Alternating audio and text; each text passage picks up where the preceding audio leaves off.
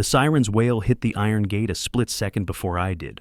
I slammed the truck into park, heart pounding, and jumped out into the flashing red and white chaos. The ambulance was pinned behind the HOA gate. Linda Graves stood in front of it, arms crossed, phone in hand, like she was defending a castle. "Move the gate, Linda!" I shouted, voice cracking through the night air. My wife's screams echoed from the back seat of my truck. "Marissa's contractions are less than 2 minutes apart." Linda didn't flinch.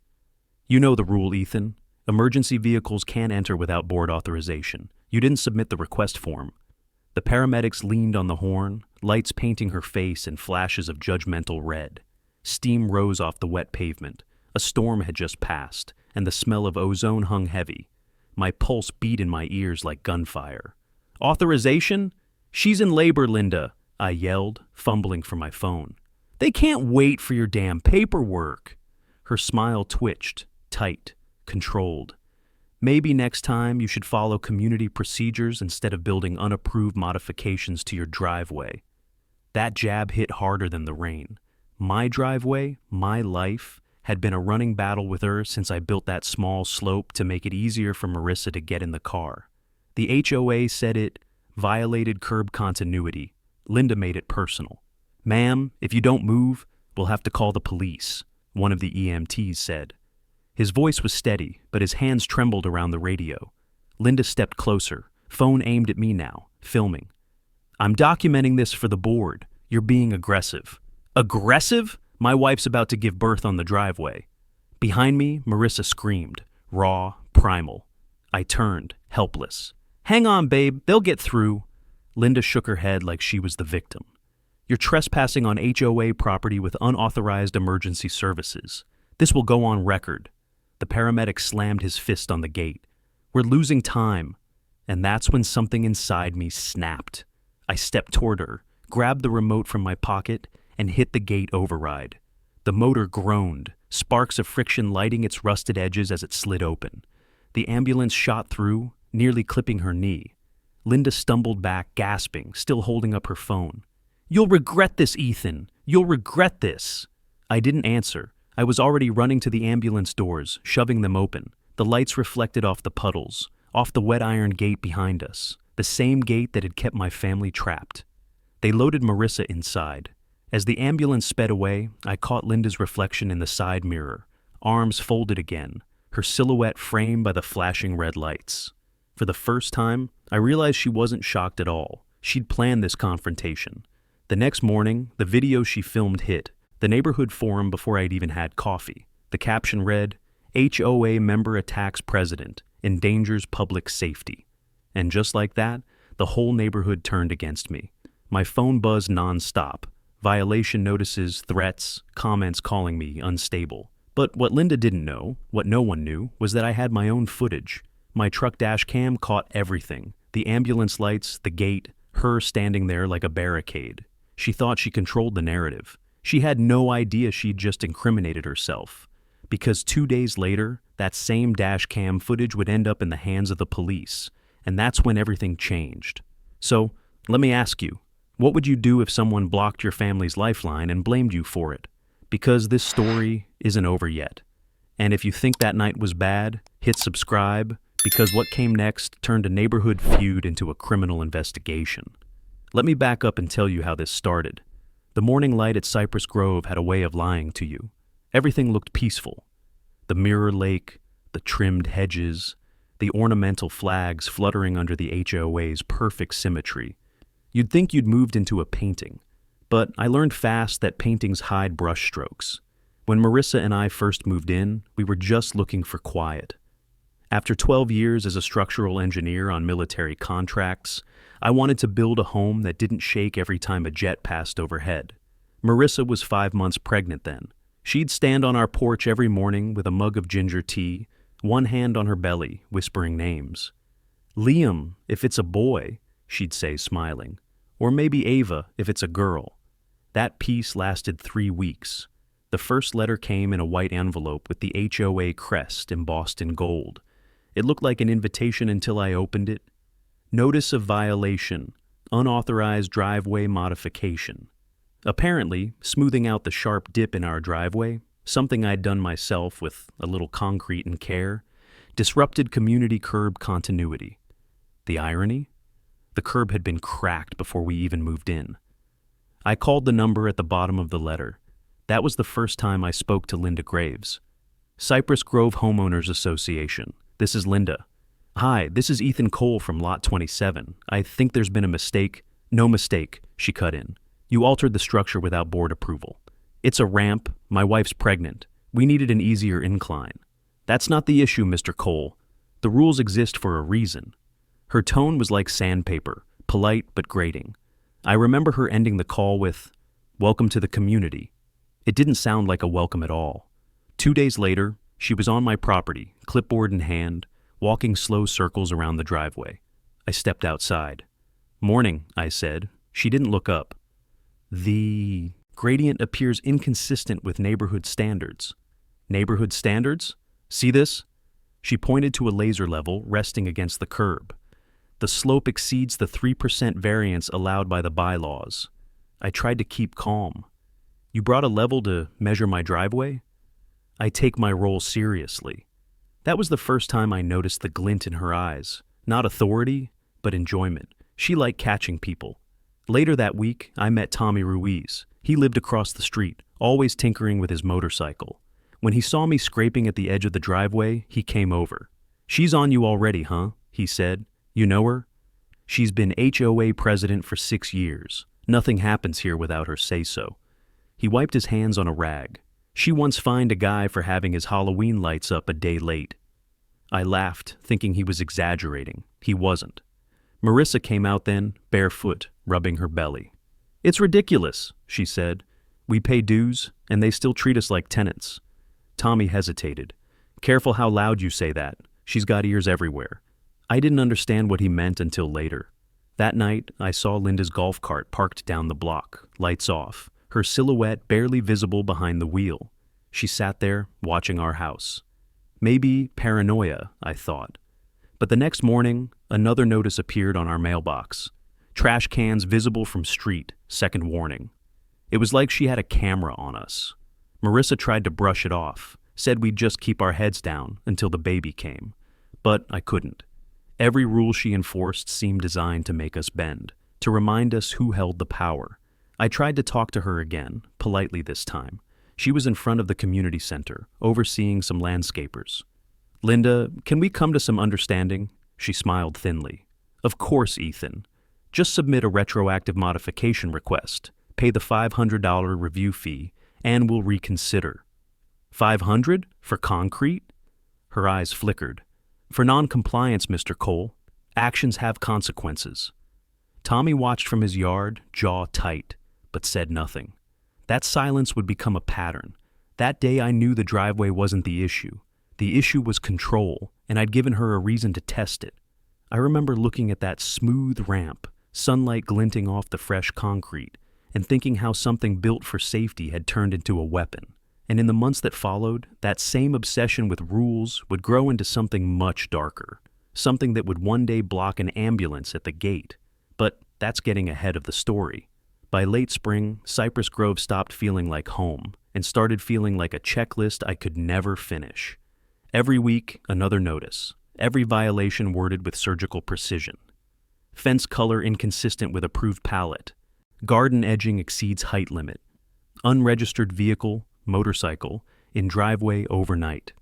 That last one wasn't even mine. It was Tommy's. But Linda had listed my address on the form. When I tried to correct it, she said, "If you associate with rule breakers, expect shared accountability." That was her favorite word, accountability. The HOA meetings became her stage. She sat at the center of the long oak table, a little brass nameplate in front of her. President Linda Graves. Every time I spoke, she interrupted with, "Noted for record."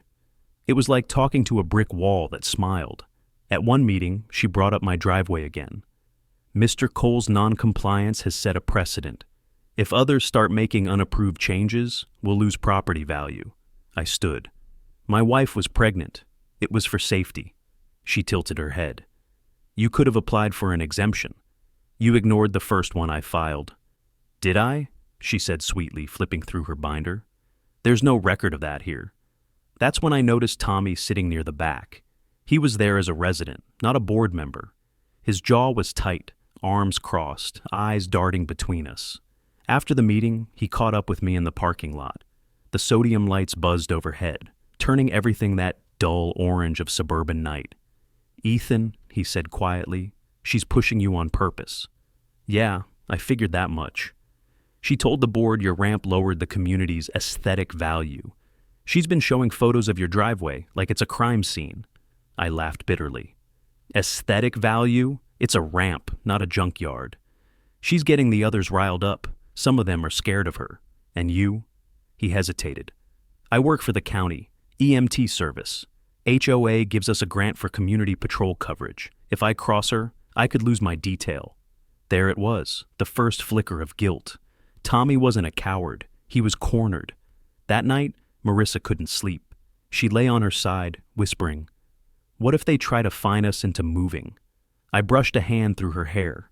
"They can't. Everything I've done is up to code. I designed bridges that can carry tanks. I can handle a driveway." She smiled faintly. "You and your engineer logic. Logic's all we've got when people stop being reasonable."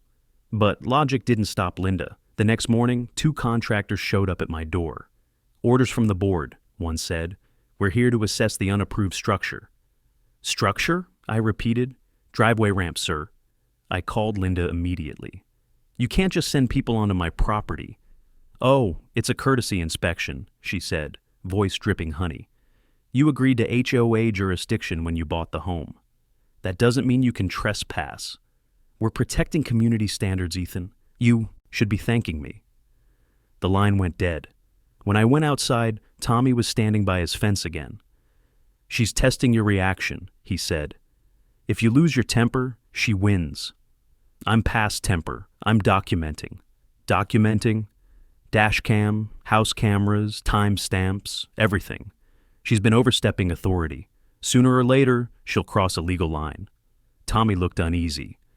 "You're not the only one she's pushed, man. There was a couple on Birch Lane, left after she reported them for fraternizing with tenants." "What does that even mean?" "Having guests, apparently." We both laughed, but it wasn't funny. That weekend, I noticed something new, an HOA drone, small, black, hovering above my yard. When I looked closer, I saw the HOA logo stickered on its side. I filmed it, every second. The footage showed the drone pausing over the ramp, then my front window. When I brought it to the next meeting, Linda smiled. "Oh, that? Community surveillance program, safety initiative." "Recording my wife through a window is safety?" Her expression didn't change. "If you have concerns, file a complaint with the board." Everyone around the table avoided my eyes, except Tommy. His hands clenched, knuckles white. For the first time, I saw him ready to say something. Then he stopped himself. That silence hung heavier than anything Linda said. I walked out of the meeting, her voice chasing me down the hall. "Rules protect the civilized, Ethan. You should learn that before you find yourself outside them." I didn't respond. But in that moment, I knew I wasn't the only one being watched, and soon, neither was she. By early summer, my life felt like an open file on Linda's desk. Every morning brought another notice or accusation, always with her signature at the bottom, like a stamp of ownership. But by then, I'd stopped reacting. Instead, I started calculating. An engineer's brain doesn't just see chaos, it looks for patterns. And Linda's harassment had one. Each violation notice came exactly 3 days after one of her community inspections. I plotted the dates, compared timestamps from my security footage, and noticed something off. She wasn't inspecting other houses, just circling mine. I printed everything, photos, logs, footage stills, and pinned them to the corkboard in my garage. Marissa called it my war map. "You're really doing this, huh?" she asked one night, leaning against the doorframe, belly rounding beneath her sweatshirt. "I'm not fighting, I'm proving," I said. "There's a difference. Just promise me you'll stop before it gets dangerous." I wanted to promise, but I couldn't, because by then, it already was. One afternoon, I caught Tommy in his driveway, staring at his phone. His shoulders were tense, like he'd just read something he didn't want to believe. "You okay?" I asked. He hesitated, then showed me the screen. It was a message from Linda. HOA reminder. Personal relationships with violators create perception conflicts. Maintain neutrality. She sent that to you? I said. She sent it to every board volunteer. But yeah, it's about me. Because we talk? He sighed. Because I told her you were filing for a compliance review. I froze. You told her? I had to, man. She asked during a board check-in. He rubbed the back of his neck. But I didn't tell her about the footage, I swear.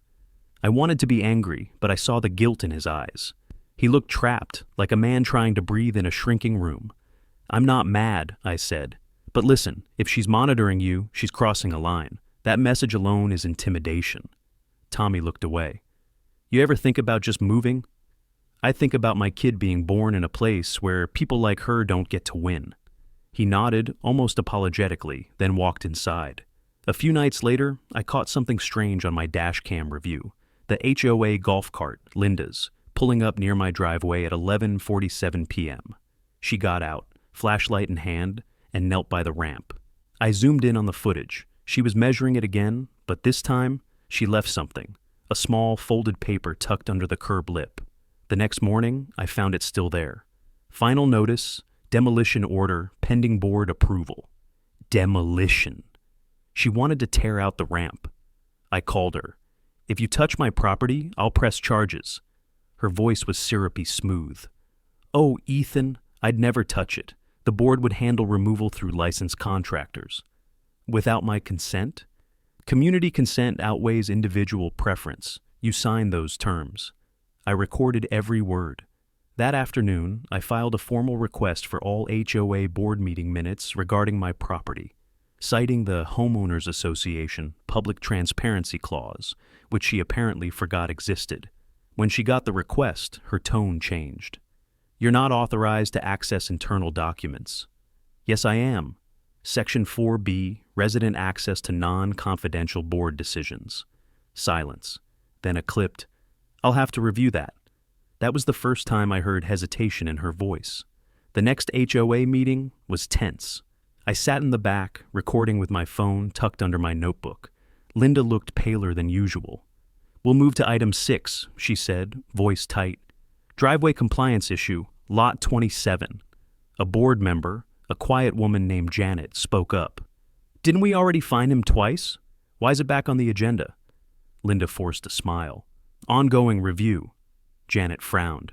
But we haven't approved a demolition order. You will, Linda said. The room went still. That's when Tommy spoke, low but clear. We can't authorize demolition without owner consent, Linda. You know that. Her eyes snapped to him. You're out of order. I'm a resident. I have a right to speak. You're compromised, she said sharply. You've been fraternizing with the subject. Every head turned toward me. Tommy's face flushed red. I could almost see the war inside him. Fear versus conscience. He didn't say another word, but as I left the room, he caught my arm and whispered, check your camera tonight. That night, I did, and what I found changed everything.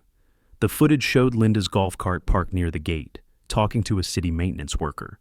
She handed him an envelope, then pointed toward my house. She wasn't just enforcing rules anymore, she was recruiting help. And she didn't know she was being recorded. The next morning, I played the footage again, frame by frame. The timestamp read 02:13 a.m. Linda's golf cart idled at the edge of the gate's floodlight, engine humming, soft and steady. The maintenance worker leaned against the post, arms folded, nodding as she handed him an envelope. I zoomed in. Even in grainy black and white, I could see it wasn't cash. It was a permit, city seal visible. I recognized the format instantly. As an engineer, I'd seen 100 of them. She'd somehow pulled a municipal demolition permit, using the HOA's name. The problem? HOAs don't have that authority without a structural hazard assessment. And the ramp wasn't a hazard, it was code perfect. That night, while Marissa slept, I ran the permit number through the county database. My pulse spiked when it came back as active request, submitted by Cypress Grove Homeowners Association, ATN L. Graves. I sat back, stunned. She'd forged the paperwork. The next morning, I printed everything and slid it into a manila folder marked Evidence A. Then I called City Infrastructure. "Hi, this is Ethan Cole, homeowner at Cypress Grove Estates. I need to verify a demolition permit, number 2478B. The clerk paused. "That's listed as an emergency removal order, sinkhole remediation." "Sinkhole?" I repeated. "That's false. There's no sinkhole." "Well," she said hesitantly, "we got a letter from the HOA stating there was visible ground failure under a driveway ramp posing risk to pedestrian traffic. It came with an engineer's sign-off." My throat went dry. "Whose sign-off?" One moment." Papers rustled. Signature reads E. Cole. I froze. She'd forged my name. That night, I went straight to Tommy. He opened the door halfway, wearing his paramedic polo and exhaustion. "She forged my signature," I said without preamble. "Come in," he muttered. His living room smelled faintly of coffee and engine oil. He shut the blinds before he spoke again. "You sure?" "I have the footage, the permit number, the timestamp. It's her, and she used my name to justify a demolition order." He dragged a hand down his face. "That's criminal, Ethan." "I know, but I can't go to the cops yet, not without confirmation." "Why not?" "If she claims it's an internal HOA document error, they'll shrug it off. I need something undeniable." Tommy sat quietly, tapping his thumb on his knee. "You're playing with fire. She's the one holding the match." He looked at me for a long moment, then stood. "Give me the permit copy." "You can't get involved." "I'm already involved. You think I can stand by while she does this?" For the first time, I saw the paramedic instead of the neighbor, the man who'd sworn an oath to protect people, not reputations. The next day I went to work as usual, but my head wasn't in it. My team was reviewing load calculations for a bridge renovation, yet all I could see was that ramp and the signature that wasn't mine. At lunch, Tommy texted, "You were right. She filed it under urgent repair. She had help from someone at the city permit office." I replied, "You got a name?" He sent one word back, Hollis. That was the same last name on half the community's maintenance trucks, her cousin. It all clicked. Linda had built a web, not a neighborhood. Every inspection, every notice, every fine, it all fed into her family's contracting business. That night, I set up a second camera facing the street, hidden in my mailbox. I wanted her next move on record. 3 nights later, the move came. At 12:41 a.m., the sound of a truck idling woke me. I peeked through the blinds and saw a flatbed with Hollis Municipal Services printed on the door. 2 men climbed out, wearing reflective vests. One of them carried a jackhammer. I hit record on my phone and stepped outside. "Hey," I called, "you're trespassing." One man turned. "We've got an order, sinkhole removal, lot 27. "Show it to me." He hesitated, then held up a clipboard. The permit was mine, my forged signature staring back. "I filmed everything." "That's fake. You'll stop now, or I call the police." They looked at each other. Then one muttered, "We're just doing what the HOA told us." They left. The next morning, I dropped the footage and the permit at the county office. The clerk's eyes went wide when she saw it. This is serious, Mr. Cole." "Yeah," I said. "So is endangering my family." By the time I got home, my phone buzzed. Blocked number. I answered. Linda's voice. Calm, controlled. "You shouldn't have gone to the city, Ethan. You shouldn't have forged my name. I did what was necessary to protect this community." I laughed, bitter. "From what? Ramps? From people who think rules don't apply to them." Then she hung up. I didn't know it yet, but that call had been recorded, on her end and mine, and it would become the key that unlocked everything. When the investigator from the city finally called, his tone was cautious, like he already knew who he was dealing with. "This is Inspector Lewis with County Infrastructure. Mr. Cole, you filed a fraud report involving a demolition permit?" "Yes, I sent documentation and video evidence." "I've reviewed it," he said slowly. "And I'm familiar with Ms. Graves." I leaned forward. That doesn't sound reassuring. She's persistent. But forging a professional signature crosses the line. We're opening an inquiry. For the first time in months, I felt a spark of validation. "Thank you," I said. "Don't thank me yet. When people like her feel cornered, they get creative." He wasn't wrong. That weekend, the HOA's monthly newsletter hit every doorstep. On the front page, under the banner, Maintaining integrity in our community, was a paragraph that read, recent false accusations against board members are being investigated. Spreading misinformation will result in suspension of member privileges. She hadn't named me outright, but everyone knew. The stares, the whispers. They followed me on every dog walk, every grocery run. Marissa noticed it too. You think she'll really take it that far? She asked, one hand absently resting on her stomach. She already did, I said. Now she's trying to bury it under PR. Her eyes glistened with worry. I just want our baby to be born somewhere safe. We will, I promised, though even I didn't believe it fully. That night, Tommy knocked on my door. He looked tense, glancing over his shoulder before stepping in. Linda's losing it, he said. She called an emergency board meeting. Closed session, no residents allowed. When? Tomorrow. She's saying there's a security threat. Security threat? He nodded. I think she's talking about you. He pulled out his phone, showing me a text thread. It was from another board member, Janet, the one who'd spoken up weeks ago. Linda wants to suspend Ethan's membership rights. She's drafting a restraining clause? I exhaled sharply. A restraining clause? For what? For recording meetings and intimidating board members. I laughed in disbelief. I've been polite through all this. Tommy's voice softened. That's not how she'll tell it. He hesitated, then said, I can get you the meeting notes. Janet's on your side, but she's scared. If she emails me the minutes, I'll forward them. Are you sure you want to risk that?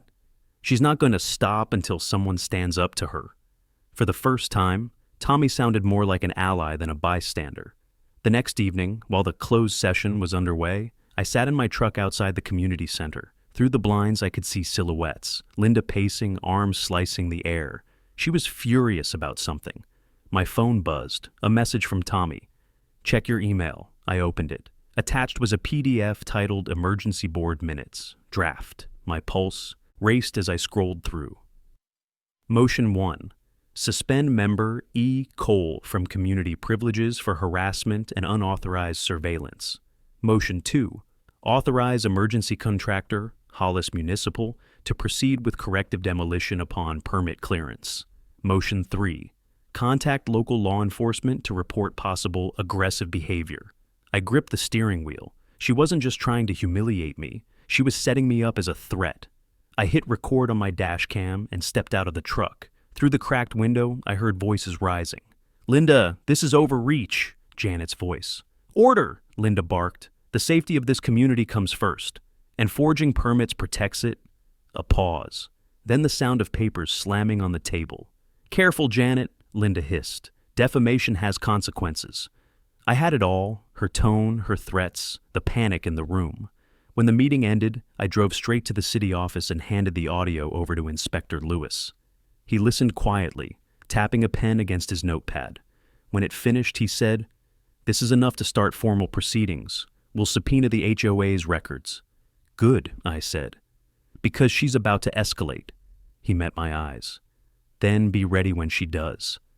By the next week, Linda's control turned from covert to open warfare. The HOA locked me out of the online resident portal. My key card to the gym stopped working. Even the community gate, my gate, refused to open when my license plate registered. Tommy confirmed what I already suspected. She flagged your vehicle in the system, said you're under review. Marissa cried that night. I just held her, staring at the baby crib waiting in the corner. Linda had crossed every boundary, but she didn't know I'd already given everything. The footage, the call recordings, the forged documents, to the city investigator. And the next move wouldn't come from me. It would come from outside authority. The day Tommy decided to help me for real didn't start like a rebellion. It started with coffee.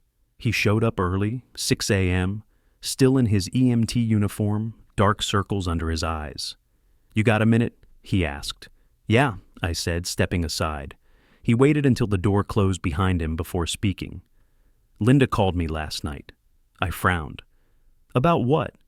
She said if I didn't testify that you threatened her, she'd push to terminate my county contract. She's already calling my supervisor. I felt the anger rise in me like heat from a forge. She's blackmailing you. He nodded. And I'm done being quiet about it. He pulled a USB drive from his pocket and set it on my table. These are the HOA internal communications from the past 3 months. Janet helped me copy them. You need to see what she's been doing. I plugged it into my laptop. Folder after folder opened. Emails, meeting notes, and PDF attachments marked. Confidential. The first file made my stomach turn. Subject: Permit coordination, Josh Hollis. Ensure the revised sinkhole report matches Cole's ramp dimensions. Adjust slope measurement to indicate structural hazard. The next email was worse. From Linda Graves to Board Distribution, Ray, Community Safety Notice. Once we establish Ethan Cole as an aggressive or unstable resident, the city will be less inclined to take his side. Maintain consistency in testimony. Use volatile and uncooperative in written statements. Marissa, reading over my shoulder, covered her mouth. She was planning this from the start. Tommy leaned forward, voice low. There's more. Look at the attachments. One file showed an internal spreadsheet. Violation revenue report. Each fine and fee, including mine, was logged under Hollis contracting income. She's funneling HOA penalties into her family's business, I said. Tommy nodded. Janet suspected it months ago, but didn't have proof. Now you do. I sat back, staring at the evidence. The weight of it was both relief and fury. We spent the rest of the morning cataloging everything. Dates, names, transactions. My garage whiteboard filled up like a crime scene diagram. Once I hand this to the investigator, I said, it's over for her. Tommy looked uneasy. Ethan, you should know. She's already trying to get ahead of it. She's meeting with the local news this week. The news? She's calling it a smear campaign, saying you're harassing her. I laughed bitterly. Then we'll give them something real to report. He looked at me for a long moment. You sure you're ready for this? I've been ready since the night she blocked that ambulance. Later that day, I called Inspector Lewis. I have new evidence. It's extensive. He met me at his office, a small room lined with file boxes and the smell of stale coffee. I handed him the USB. He scrolled through the emails, eyebrows rising higher with each one. Good Lord, this isn't just misconduct. It's fraud, intimidation, financial abuse. Can you act on it? Absolutely, but we'll need corroboration from an insider. I glanced at Tommy. He's your guy. Lewis looked at him. You understand what this means? You'll be going on record against your HOA president. Tommy nodded. I've seen what she does to people. I'm done pretending it's normal. Lewis smiled faintly. Then, you both just made my job a lot easier. When we left the office, the sun was setting, amber light spilling across the parking lot. For the first time in months, the air didn't feel heavy, but that peace lasted about 10 seconds. As we reached my truck, my phone buzzed. A text from an unknown number. You're making a mistake, Ethan. Don't bring outsiders into this. No name. But I didn't need one. I showed it to Tommy. She's watching your calls, he said. Probably has someone on the inside at the city. Then we leak it ourselves, I said. To who? The same people she's trying to manipulate, the media. He looked uncertain. That's risky. Yeah, I said, starting the engine. But exposure cuts both ways.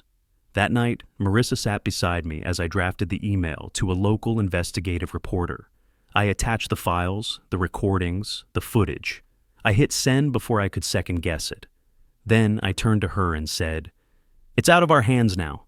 She smiled weakly. "You really think this will stop her?" "Not stop," I said. "Expose." Outside, the lake was still. Somewhere in the distance, the HOA security lights flickered. We didn't know it yet, but the story was already spreading, one whisper at a time, and Linda Graves' perfect community image was about to crack wide open. The first call came 3 days after I sent the files. "Mr. Cole, this is Rachel Meyer, Channel 7 Investigations. We received your email. Is this about the Cypress Grove HOA?" "Yes," I said carefully. "Did you get the attachments?" "We did," she said. "And if what's in there checks out, this could be big." She wanted an interview. I hesitated. If I go public, my wife could be targeted. Rachel's tone softened. "We'll blur faces, use initials, but sunlight is the best disinfectant, Mr. Cole." I thought about Linda's smirk, about her blocking the ambulance gate. Let's do it. That week, Channel 7 ran the headline. Local HOA president accused of fraud and harassment. Resident claims HOA leader forged documents, falsified safety reports, and abused power. The broadcast showed blurred footage of Linda's golf cart at the gate, the forged permit, and snippets of the recorded phone call. My voiceover played softly beneath the anchor's narration. All I wanted was a safe home for my family. By the time the segment ended, Cypress Grove was on fire, figuratively. Neighbors gathered in driveways whispering. Some avoided me entirely. Others gave quiet nods of support. Tommy texted that the HOA board group chat was chaos. Half the members wanted Linda to resign. The other half accused me of slander. Linda, of course, responded with her own statement. These baseless allegations are part of a personal vendetta. The board stands for order, and we will not be intimidated by misinformation. She even added a tagline, "Integrity is not negotiable." The irony would have been funny if it hadn't been terrifying. That evening, I found a note taped to my mailbox. "You've embarrassed this neighborhood. Leave before you destroy it completely. No signature."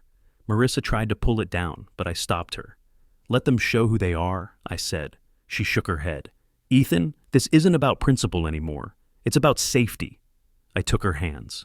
"I'm not fighting for pride. I'm fighting because she thought she could endanger you and get away with it." The next day, the city investigator called. "Mr. Cole, we've received confirmation from the county that the permit was falsified. Ms. Graves will be questioned under oath next week." "Questioned?" I asked. "Yes. It's not an arrest yet, but we're getting close." That word, yet, was the first good sign I'd heard in months. Tommy came by that night, looking worn out but relieved. "The board's splitting," he said. "Janet called a special session to vote on Linda's removal." "When?" "Tomorrow night." "Will you be there?" He nodded. "I'll speak if I have to. I'm done hiding."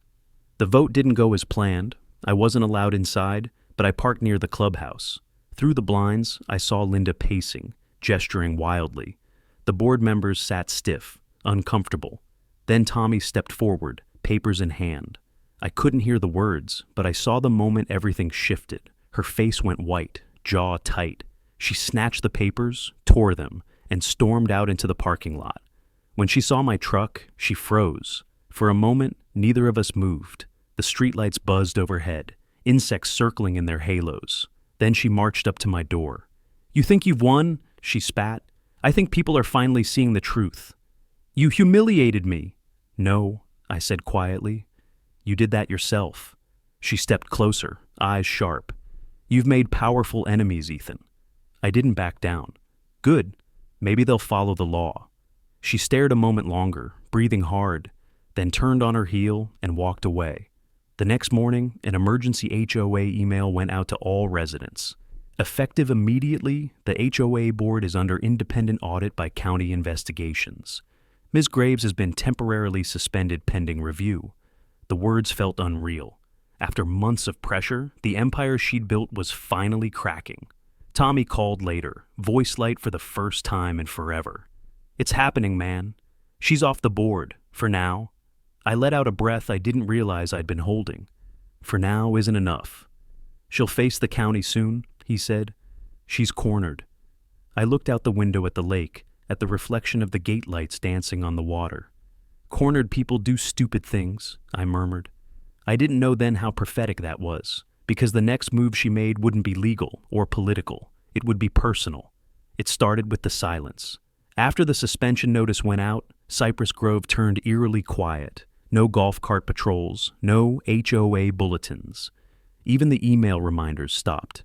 For the first time, it felt like the neighborhood exhaled. But silence has a way of hiding things. 2 nights later, I woke to the motion alert on my phone. The security camera by the garage flickered, then went dark. Static. I sat up, adrenaline flooding my chest. "Marissa, stay here," I whispered. I grabbed the flashlight and slipped outside. The air was thick with humidity, crickets buzzing in the uneasy rhythm. My boots crunched on gravel as I moved toward the garage.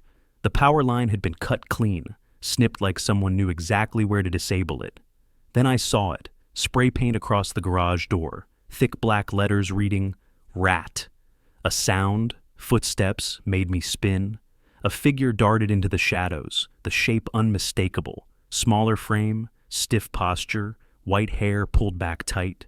"Linda!" I shouted. She froze halfway down the street, caught in the sweep of my flashlight. Her face was pale, eyes wild. "You took everything from me," she said, voice trembling with rage. "You did that yourself. They're calling me a criminal. Because you are one." Her hand twitched toward her pocket. For a second, I thought she had a weapon. But it was her phone. She raised it like a shield, recording. "See?" she hissed, aggressive, threatening. I lowered my flashlight. "You need to leave, Linda. Go home." "This is my home," she screamed, the sound cracking the stillness. A porch light flicked on down the street. Curtains shifted, but no one came out. No one wanted to be part of this. She backed away, muttering, "You'll regret this. You think the city will protect you? You don't know how this works." Then she disappeared into the dark, her voice echoing off the houses. "Rules protect the civilized." I called the police, filed a vandalism report.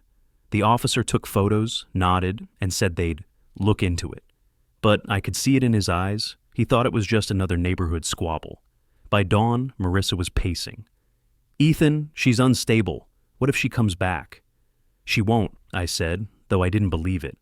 Tommy stopped by later that morning, eyes tight with concern. "I heard," he said quietly. "Janet told me she's been calling board members, trying to rally them. She says she was framed. She's spiraling." "She's dangerous," he corrected. "I think she's been drinking. Janet saw empty bottles in her golf cart." That night, I reinforced the cameras, backed up the footage to the cloud, and set the dash cam to continuous mode. I wasn't sleeping anyway. 3 days later, I came home to flashing lights again, but this time, they weren't from my security system. 2 police cruisers and an ambulance were parked at the entrance gate. I pulled over, heart racing. Tommy was there, still in uniform, talking to an officer. "What happened?" I asked. He exhaled, shoulders heavy. "She blocked the gate again." I froze. "Linda?" He nodded. "Same gate, same spot. But this time, it wasn't you." "Who then?" He pointed toward the ambulance. "A delivery van clipped the barrier trying to swerve around her. Driver's okay, but she wouldn't move. She was screaming that they were trespassing under false emergency." I looked at the twisted metal of the gate, half collapsed. It was like déjà vu, a sick mirror of that night with Marissa. Tommy lowered his voice. "We had to sedate her. She wouldn't stop shouting your name." The next morning, the news ran the headline: "Suspended HOA president detained after disrupting emergency response route." The photo was brutal. Linda in handcuffs, eyes hollow, blouse stained with mud. The story credited the ongoing investigation into HOA corruption and mentioned my name only once, but that was enough. The neighborhood split clean down the middle. Half were sympathetic. She went too far. The rest whispered that I had ruined her life. But what none of them knew was that the county wasn't done. The forged permits, the falsified income records, the blackmail texts, they were all now part of an official criminal case. When Inspector Lewis called that afternoon, his voice was calm but firm. "Mr. Cole, she'll be arraigned next week. Reckless endangerment, fraud, obstruction of emergency response. The list is long." I sat there, stunned. "So, it's over?" "Almost," he said. "But the DA wants your statement on record. You ready to tell the full story?" I looked at Marissa, at her hand resting on our newborn's crib. "Yeah," I said softly. "I'm ready."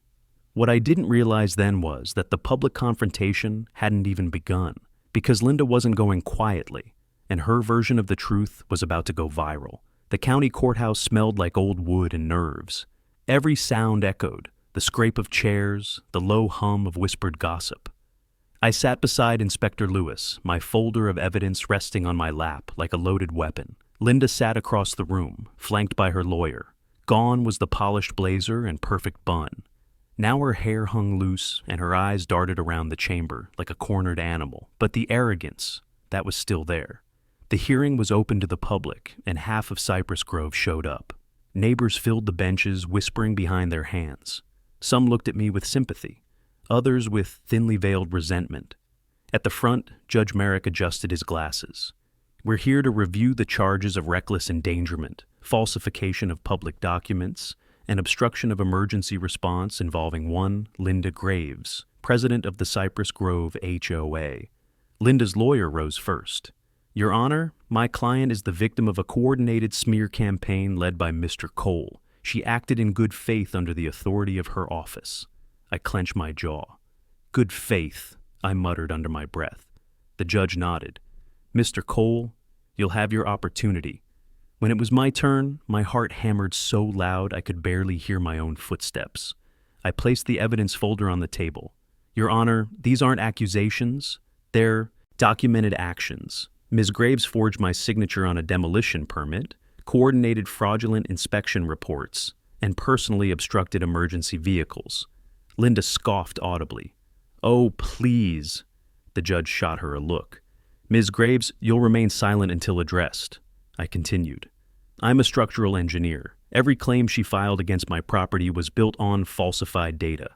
When I cross-checked the permit timestamps, they matched security footage of her meeting with her cousin's contracting company. I also recorded a phone call in which she admits to submitting false documentation. Lewis plugged a USB drive into the court screen. The playback filled the room. Linda's voice. I did what was necessary to protect this community. Ethan, from what? Ramps? Linda. From people who think rules don't apply to them. The words echoed across the chamber. A ripple of murmurs ran through the audience. Linda's lawyer shifted uncomfortably. Then Lewis brought up the second clip, the HOA meeting audio, where she'd threatened Janet. Careful, Janet, defamation has consequences. Judge Merrick's brow furrowed. That doesn't sound like standard HOA procedure, Ms. Graves. Linda's composure cracked. It was taken out of context. I met her gaze. Everything with you is out of context when it's inconvenient. Then Tommy was called. He stepped up in uniform, shoulders squared but eyes tired. Mr. Ruiz, the judge said, you were a board volunteer? Yes, Your Honor. I also work as a county EMT. And you witnessed Ms. Graves' conduct firsthand? Yes, I saw her falsify meeting minutes, instruct board members to use specific language against Mr. Cole, and discourage anyone from questioning her decisions. Did she ever threaten you directly? Tommy hesitated, then nodded. She said if I didn't stay neutral, she'd have my contract terminated. Linda's lawyer objected, but the judge waved him off. Overruled. Continue. Tommy's voice shook just slightly. The night of the ambulance incident, I was on duty. She refused to open the gate even after being told it was a medical emergency. That delay could have cost lives. The courtroom went dead silent. Linda stood suddenly, voice sharp. He's lying. They all are. This is a setup. He's his friend. The judge's gavel slammed down. Enough! Her lawyer tugged at her sleeve, whispering frantically, but she yanked her arm away. I protected that community. You all turned against me. It was the first time I'd seen her unravel completely. When the noise finally settled, Judge Merrick looked to me. Mr. Cole, do you have any final statement? I took a breath. All I wanted was peace. I built a ramp for my wife so she could get to the car when she went into labor, that's all. And this woman turned it into a crusade. The judge nodded slowly. I've heard enough. The court finds sufficient cause to refer this matter for criminal prosecution. Ms. Graves, you are hereby remanded to county custody pending trial. Linda went pale. You can't do this, she whispered. But the bailiff was already at her side. As they led her away, she turned to me, eyes glassy. You ruined me, Ethan. I met her gaze. No, you did that yourself. Outside, the sky broke open with rain. Reporters crowded the steps, microphones flashing. Rachel Meyer found me first. Ethan, how do you feel after the verdict? I looked straight into the camera. Relieved, but this was never about revenge. It was about accountability. I glanced toward Tommy, who gave a quiet nod. If you ever think the rules protect you more than they protect people, you've already lost your humanity. Then I looked back to Rachel's camera. And if you've ever been bullied by someone hiding behind authority, subscribe, because this story isn't about one HOA. It's about all of them. The story didn't end in the courtroom. It lingered in every headline, every conversation, every uncomfortable glance at the grocery store. Former HOA president faces up to 8 years for fraud, endangerment. That was the banner plastered across the local news a week later. Underneath was a still image of Linda Graves being led into custody, chin raised, jaw clenched, still trying to project authority she no longer had. Marissa sat beside me on the couch, baby cradled in her arms, the TV flickering soft light across her face. 8 years, she whispered. Do you think she understands what she did? I stared at the screen. People like her don't process guilt. They process loss. The loss of control, the loss of being feared. The baby stirred, letting out a small cry. Marissa smiled faintly. She'll grow up not even knowing any of this happened. That's the point, I said. She'll never know how close we came to losing everything. Cypress Grove changed overnight. The HOA board disbanded for restructuring, but everyone knew what that meant. They were dissolving it before the county could finish the audit. For the first time in years, there were no violation slips, no patrols, no clipboards on lawns. Neighbors who'd once avoided eye contact now stopped me in the street. Hey, Ethan, one man said, awkward but sincere. Didn't think it was true until the news aired. Guess we all just looked the other way. Another neighbor, an older woman who'd once reported my recycling bin, pressed a trembling hand to my arm. I'm sorry, she said. We were scared of her. It wasn't forgiveness I wanted, just acknowledgement. And I got it. Tommy came by that weekend, his uniform traded for jeans and a tired smile. Feels weird, doesn't it? He said. What does? The quiet. We stood by the lake, the same one that once reflected Linda's patrol. Lights. Now it shimmered under the afternoon sun, still, calm, almost peaceful. I turned in my resignation, he said suddenly. I looked over. From the HOA, from the county detail, gonna move to the city unit. Fewer politics, more work that actually matters. You sure? He shrugged. You taught me something, man.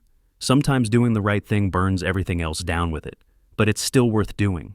He glanced toward my house, where Marissa waved from the porch, baby balanced on her hip. You got your family, he said quietly.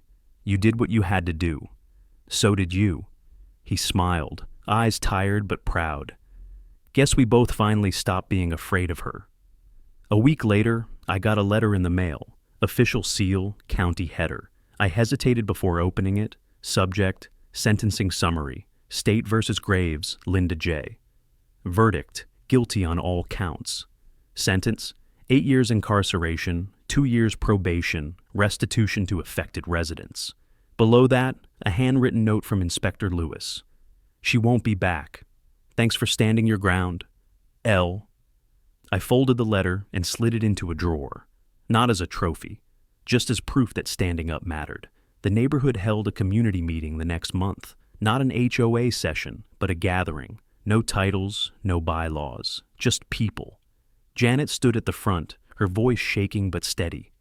We forgot this place was supposed to be a home, not a hierarchy. Let's start over. Someone suggested taking down the iron gate, the gate that had started it all. The motion passed unanimously. A week later, the contractors came. I stood by as the gate came down, the metal groaning and bending until it crashed against the truck bed. Marissa squeezed my hand. It's like closing a chapter, she said. More like tearing out the bad pages, I replied.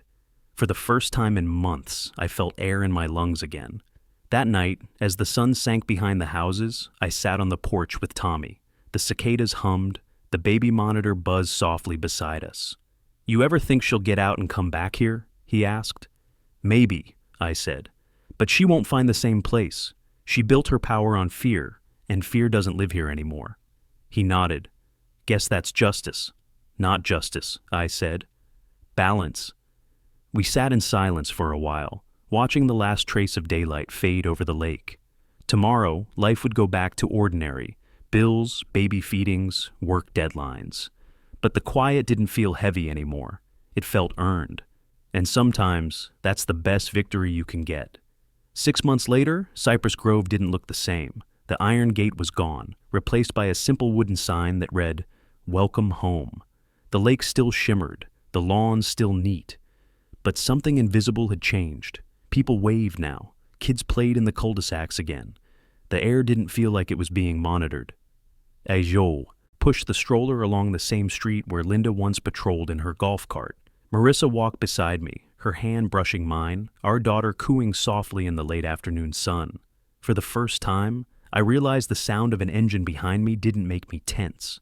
The world had stopped feeling like a threat. "Feels different," Marissa said quietly. "Because it is," I replied. We passed the spot where the old gate once stood. The asphalt still showed faint gouges from when the ambulance had slammed to a stop that night. I stopped walking. "You okay?" she asked. I nodded slowly. "Just remembering." The flash of red lights, the sound of her screams, Linda's voice demanding paperwork. Those memories still came back sometimes. Not like nightmares, more like echoes of a world that no longer existed. But that night had changed everything. It was the moment I learned what control looks like when it's weaponized, and what courage costs when you refuse to bow to it. I started getting emails from people after the news story aired, some from across the state, others from thousands of miles away. "Our HOA is out of control too. Thank you for speaking up. We thought we were alone. How do we start fighting back?" I never planned on being a symbol. I was just a guy who built a ramp for his pregnant wife. But injustice doesn't care about plans. It forces ordinary people to stand up until they stop being ordinary. So I started writing back, helping others draft their complaints, gather their evidence, document their truth. Not as revenge, just as light in someone else's dark place. Sometimes I'd think about Linda sitting in her cell somewhere, still probably convinced she'd been the victim. I didn't feel hatred anymore, just distance. Tommy told me he'd joined a nonprofit that trained first responders on community mediation, how to de-escalate HOA conflicts before they exploded. "You inspired that," he said once, half smiling. "No," I told him. "You did that when you finally spoke up." One night, I walked out to the edge of the lake. The water was still, catching the pale orange light of the street lamps. Across the surface, I could almost see a reflection of that gate, tall, black, unyielding. Then a breeze rippled across the water, and it disappeared. I realized that's what justice really is, not about erasing what happened, but learning to live without its shadow. When I went back inside, Marissa was rocking our daughter to sleep. "You still working on that statement?" she asked. "Yeah," I said, "just finishing it." The city had asked me to speak at a community forum about HOA abuse and resident rights. I wasn't sure what to say until that moment. I sat at the table, opened my laptop, and typed, "Every rule needs reason. Every community needs compassion. When power forgets the people it serves, it becomes tyranny dressed in paperwork." I paused, then added one last line. "The night someone blocked my wife's ambulance, I thought I was powerless. I was wrong. Sometimes doing what's right is the only kind of power that matters." Later, I stepped out onto the porch, listening to the crickets hum through the warm evening air. The world was quiet, but not silent. The kind of quiet that feels earned, not enforced. Marissa joined me, her arm brushing mine. "You ever miss how it was before all this?" I smiled faintly. "Not for a second." She laughed softly. "Good." I looked out over the lake one last time. The reflection of the stars rippled on the water. No gates, no barriers, just open sky. "So," I said quietly, "what would you do if someone tried to control your life, your family, your home, and you had the proof to stop them? Because sometimes standing up doesn't make you a hero. It just makes you free. If you've ever faced someone like Linda, someone who thought their power mattered more than your humanity, then you already know how this story feels. And if you believe truth still matters, hit subscribe.